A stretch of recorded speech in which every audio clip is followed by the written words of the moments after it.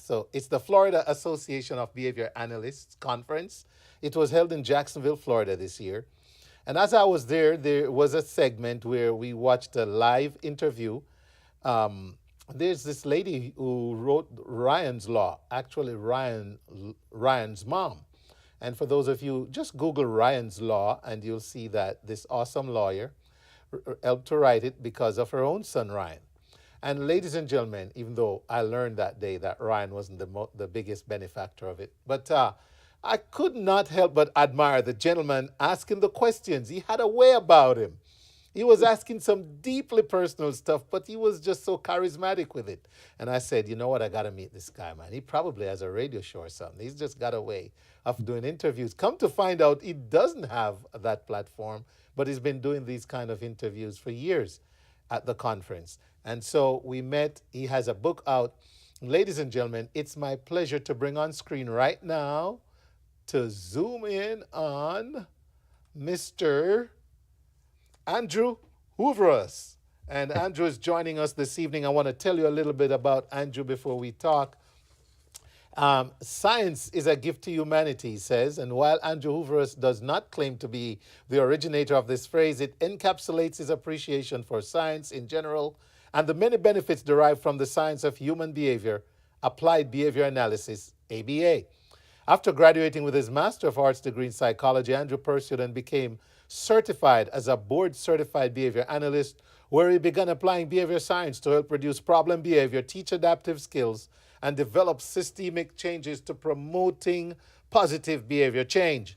Having worked with both children and adults in residential treatment and spending over 17 years working in the public school system, man, we got some things in common. Andrew now serves as the director of experiential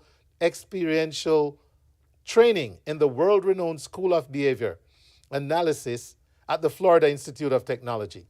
As someone who loves ABA, getting to work with bright students and brilliant committed faculty is an absolute dream come true.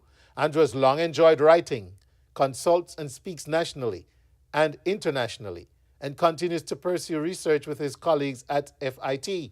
He and his friends authored quick responses for reducing misbehavior and suspensions. And Andrew recently published his first solo book, The Lives of the Silent, which we're going to talk about tonight. He's an avid surfer, paddleboarder, and body surfer.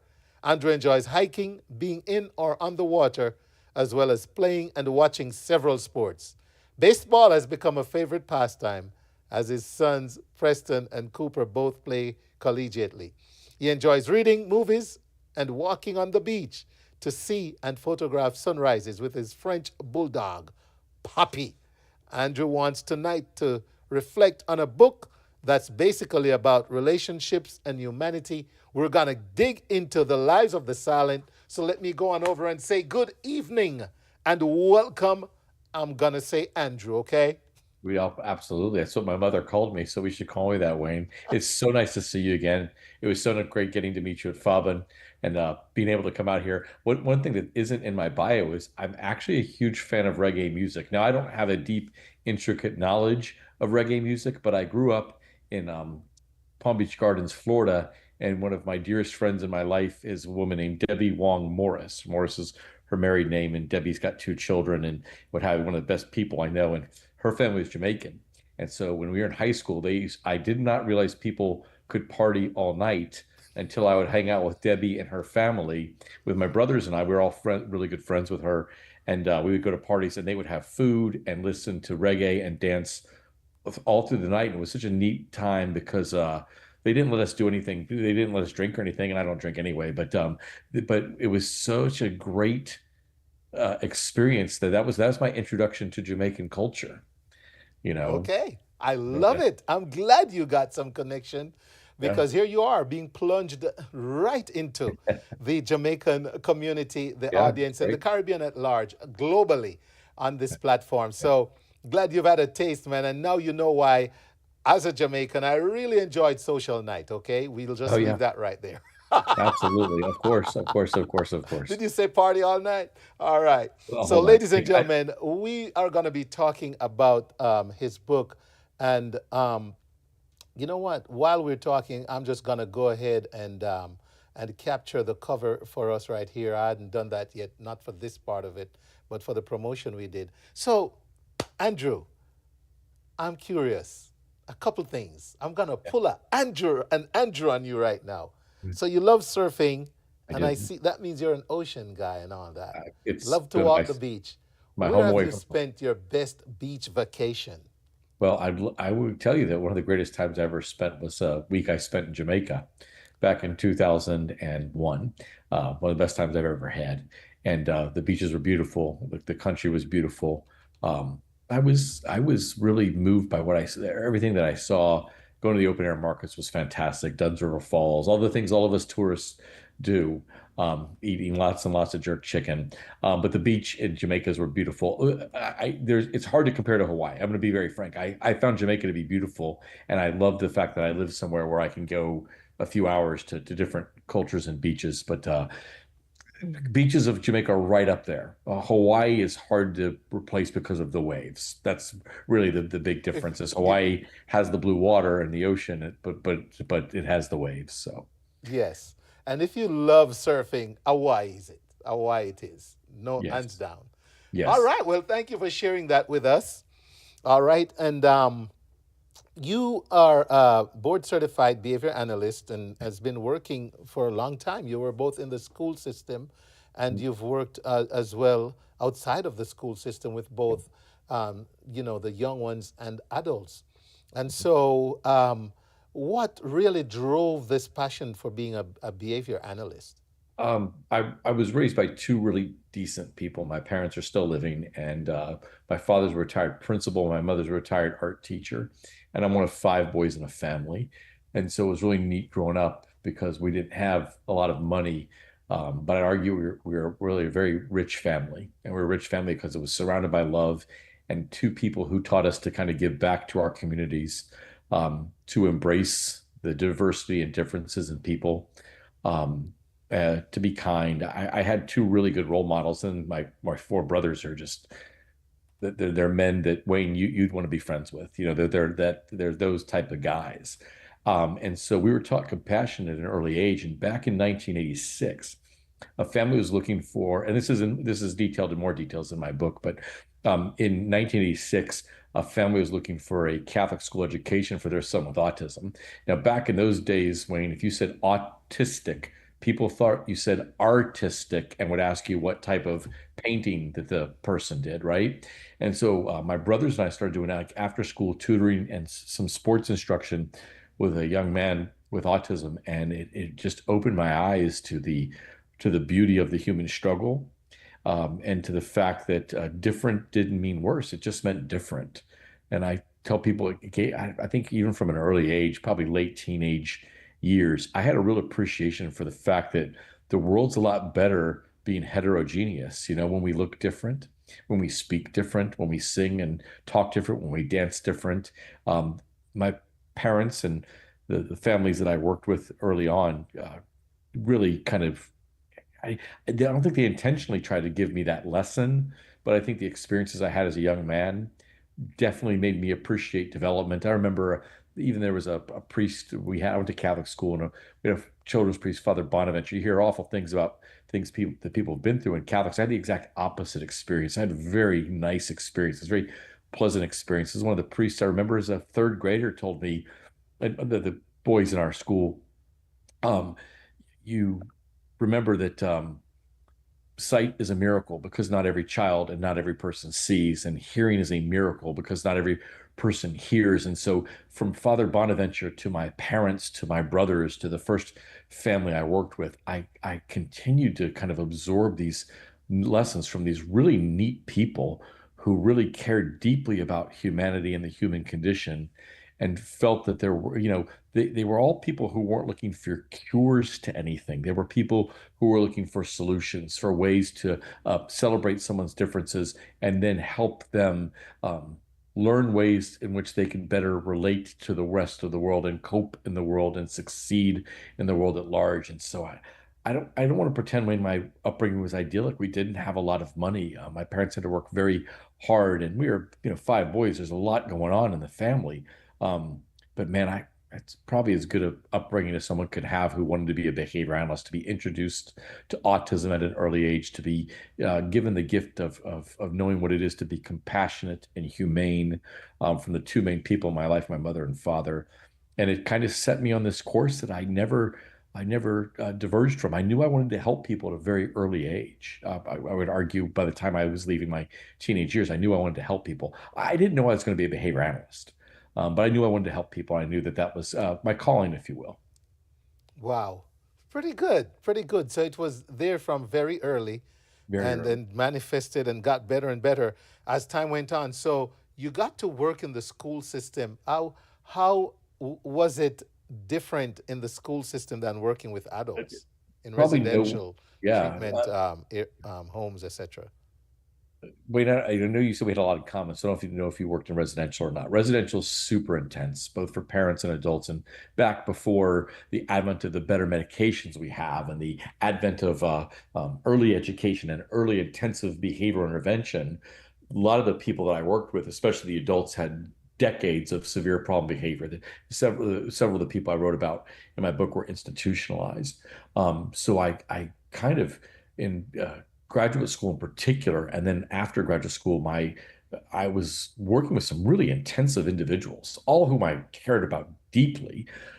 Coming to the public school was interesting. The behaviors weren't necessarily as acute, but a school system wasn't a residential treatment center where, as a behavior analyst, what I said went, and that's how it would go, and what have you. In a school system, you are part of a, I always make an analogy, Wayne, to a multi-spoked wheel where you have input and so does the speech pathologist and so does the teacher and so does the teacher's aide and so does the assistant principal and so does the special educator and so does the school counselor and the school social worker. There's so many people involved. But when Yes. it's funny, I found that challenge to be even greater than just working with challenging behavior. I loved it. And gosh, it was 17 of the best years of my life. Wayne, to you and your audience out there, I don't know what people are getting paid, but I will tell you, if you're working in Brevard County schools as a teacher or behavior analyst, you're not making much money. And I stayed with it in spite of better financial opportunities. I never thought there was a better opportunity for me to make a difference. And so I stayed in that job for, again, over 17 years because I felt like I was making a difference. And I loved working with teachers. Again, with my mother being an art teacher, my father was a teacher and then a principal, and two of my siblings are teachers, and so are their wives. My aunt's a teacher. My grandmother and great grandmother were teachers. I Yes. loved teachers, and Wayne, I've said this before, and I'll say it a million times over. There's no one who works harder than teachers. And so when people say, "Oh, your experience with severe problem behavior," I never work as hard as never in a day do I work as hard as a teacher does in a single day. And so I had a really profound appreciation for them. And again, there's something to be said about a beauty in struggle. I'm sure that's that I probably didn't invent that phrase either, but there's a beauty in the struggle. And man, teachers are struggling every day to make the most and to teach and what have you. So it gets me really irritated in today's day and age when you hear about people saying their children are being indoctrinated in schools. I was in the schools for over 17 years. I saw a lot of good during that time. I saw very little indoctrination and I saw a whole lot of effort. So the school system was fascinating. I got to work with learners as young as 3 and young women and men who were as old as 21, because as many in the audience probably know, in most American schools in the counties, you can go to school up to your 22nd birthday. So the range of experiences and the number of people with diagnoses, with no diagnoses, with multiple behavioral challenges, with academics and what have you, it was fascinating to try to synthesize behavioral progress with a host Yes. of other people. Wow. Amazing. Amazing. Well, then guess what has happened? Those 17 years and then afterwards has led to, you've had, you co authored, but here we go, The Lives of the Silent. And I'm going to put the book cover back on the screen, ladies and gentlemen. There it is, The Lives of the Silent, Stories of Quiet Courage and Connection. And it looks at certain moments in your experiences working with adults and children, Yeah. and it provides an honest, direct look at small moments that capture the challenges faced and overcome by individuals with disabilities. And it says here that it relates how you discovered the greatest way to help was by being kind and using ABA. So, um, tell us, first of all, at what point did it hit you? I need to do a book. So, the people I worked with when I was younger in graduate school, who were the central part of the earlier portion of my book, I was back in my 20s back then, and some of these individuals were older, and a few of them had passed away. And then I caught news of one of the gentlemen that I worked with passing away, and I thought to myself, several of the people in there had spent years in institutions, and some of them had spent some of their lives as well in group homes. They did, many of them didn't speak, and those some of them who did speak didn't speak loudly or write and record their lives. And there was no cell phones and not much videoing going on back then. And I thought, I didn't, for some of these people, they had such a major impact on my life and how I see the world and making me who I am. I didn't want their stories to be lost to history. I didn't want them to leave this world and not have someone tell at least a small portion of the difference they made in a life, because they made such a substantial difference in my life. And so I started to write the stories down, and I was going through some, like everybody does, some personal things at that point in time, as was one of my friends. And I wrote the book by telling stories we talked, and I would tell stories trying to deal with some personal, things that are happening in my life, and it became my book. I would start to write it down as I was speaking, and that eventually became the book. It was both a kind of a way to deal with my new normal in my life at the time, and as well as, again, try to hopefully do some honor to the people who made a difference in my life, who will never get credit. They'll never be nominated for an award. They're never Right. people who are writing books. They're people that time and history um, often forgot. And I just didn't, I just wanted to make sure I put something down that would remember them, hopefully in a way that was honorable and respectful. I love it. I love it. It says there are wonderful descriptions within the book about autism and behavior analysis, but the book is not about autism nor behavior analysis. It's a book about relationships and humanity. Without giving away the book, give us a little bit of a snippet as Yeah. to what we can expect when we purchase it. In terms of, is there an occasion that you could share with the audience? Sure. I'll tell the audience two things. One, it's 15 short stories, and there's some narration in between chapters, but each chapter stands alone. One of the things that's hard to capture is there's actually was a lot of interaction between some of the people in the book, but I wanted to again do justice to each individual. I wanted to protect, even though several of them have passed away, I wanted to protect their confidentiality.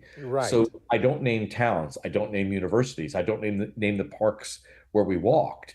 I don't mention the fact that maybe Wayne and Andrew lived together or roomed together. I didn't, there's some discussion of that, Right. but each chapter is a standalone. You could literally pick the book up and read one chapter, and you could read chapter 10 before you read chapter 2. They're standalone chapters. I love that.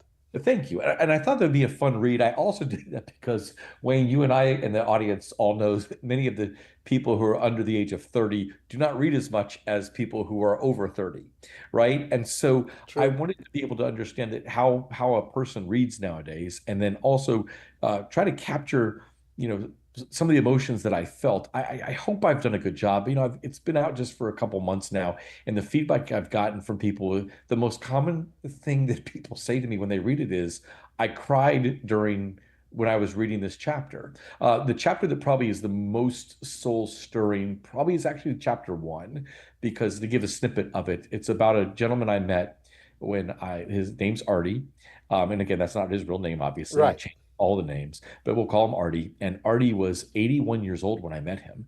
He had spent over 70 years of his life, Wayne, in an institution. He went into an institution in 1918 at the age of 5 and came out of the institution in 1988.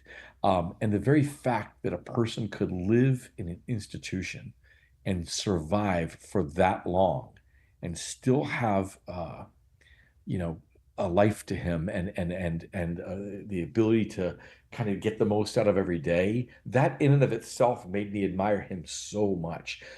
Cool story that I talk about in more detail, but just to give the your audience a snippet, I took him to the beach for the first time in his life at the age of um, at the age of 81. I, Oh, there's and as a person who speaks on radio, you know how this is. Speakers, writers, it's hard to find words to describe how meaningful that was to me. He really seemed to enjoy it. He seems very unsure of himself, stepping on the beach, which he'd never stepped on a big beach before. He actually went to the ocean and very much loved it. And I just can't imagine what was going on when he saw that, when he felt it, when he heard the sounds and smelled the ocean. What must have gone through in his head, because it was, even as a kid, I was in my 20s. It meant a lot to me at that point in time. So I just try to capture these little moments, and yes. not write a biography about each person, but Right. capture the ways in which we interacted. Because I think when it boils down to it, what do we spend most of our time thinking and talking about? Probably our relationships with other people.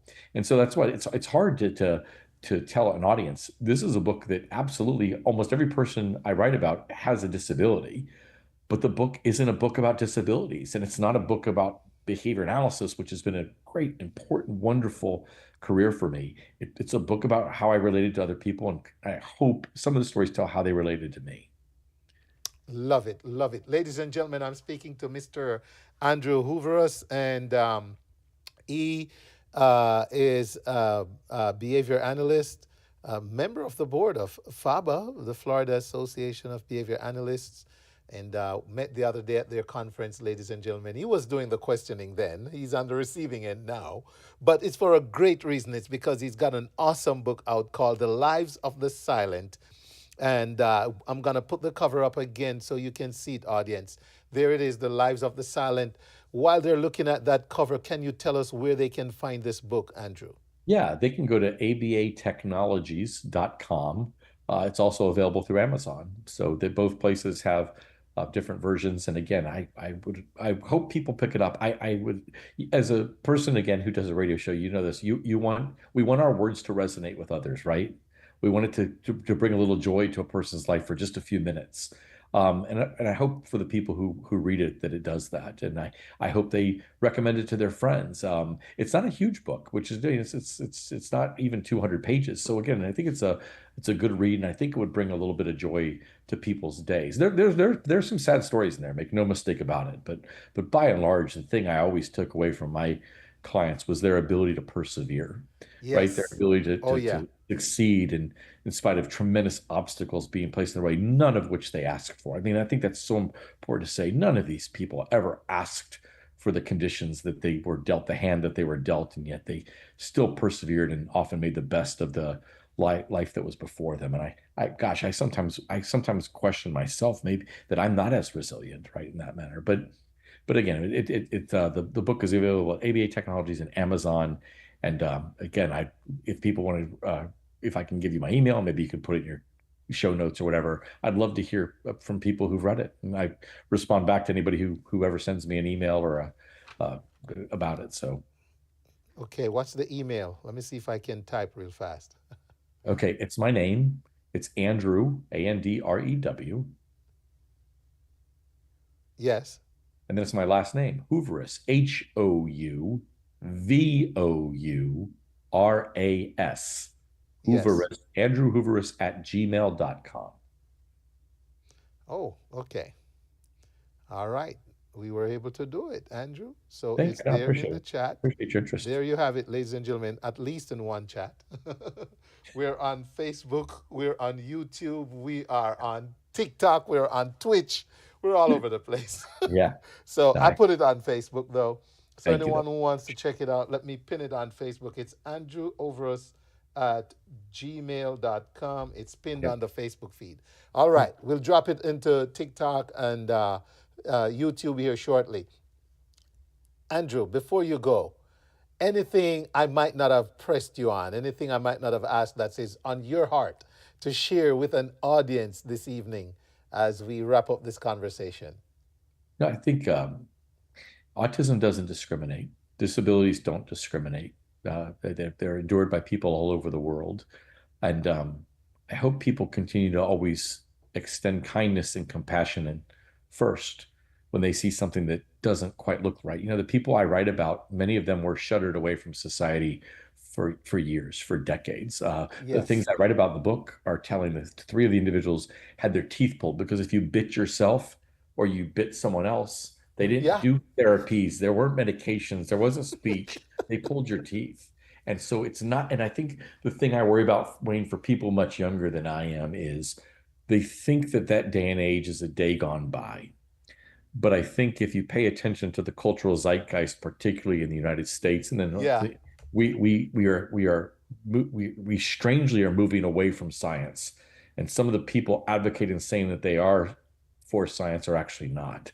I just want the audience to again be kind, be compassionate, and embrace science-based approaches. Science is a gift to humanity, and it helps deal with disease, and it helps effectively deal with disability. And I don't mean that just people like you and I think there's science again in education, there's pedagogy, there's speech language pathology has a lot of evidence base behind it. Yes. Obviously, psychiatry does. Absolutely. There are so many people who are willing to help. And I just hope that, again, we continue to fan the flames of awareness, number one. And then two, the most important thing, I'll leave it here, Wayne, is I hope the world continues to move towards acceptance of people with who have disabilities. They're not different. They don't need cured of anything. If they have a medical issue, sure, cure that medical issue, cure seizures, right? Cure sickness, cure cancer.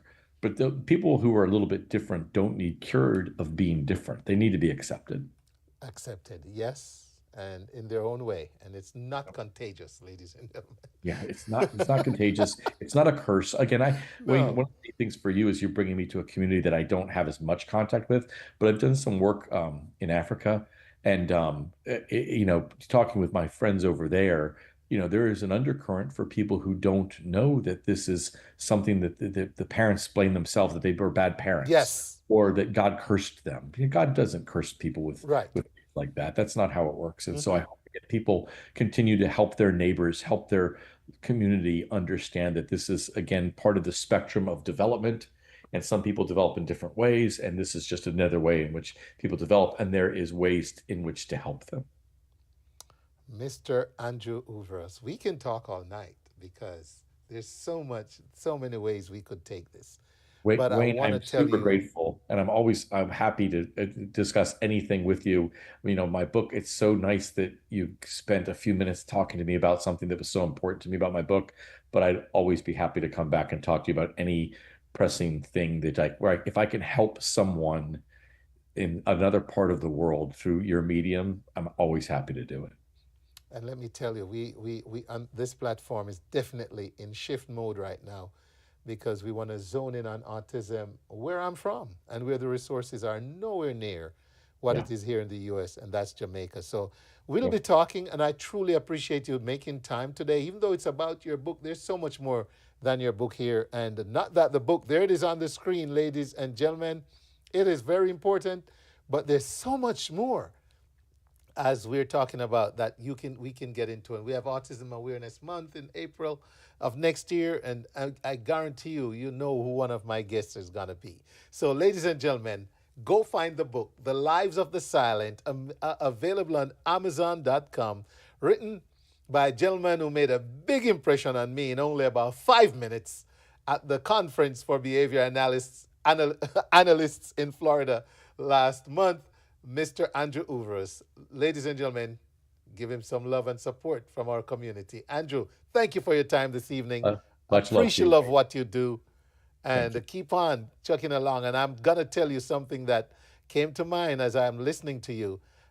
I worked in SPED at an elementary school at Far Elementary, Mhm, and we were separate. The building, it was one building, but we had the back hall, mhm. and we only had SPED classes on the back hall. And I always talked about writing the back hall chronicles. Oh, nice. And Love that. you've Love that just title. made that come alive again. I gotta tell you that. So Wayne, Hey, I there might be a truly Back Hall hope Chronicles now. I would love to see that. It's meaningful. It encapsulates a lot of the probably the good and the bad of Yeah, special education. I think people absolutely. find that illuminating. Yes. Great idea. So, so thank you, Andrew. You have a Thank great rest you. of the evening. All the best Appreciate with it. the book, and we'll be in touch, my brother. Thank you. Take care, Wayne. You take care.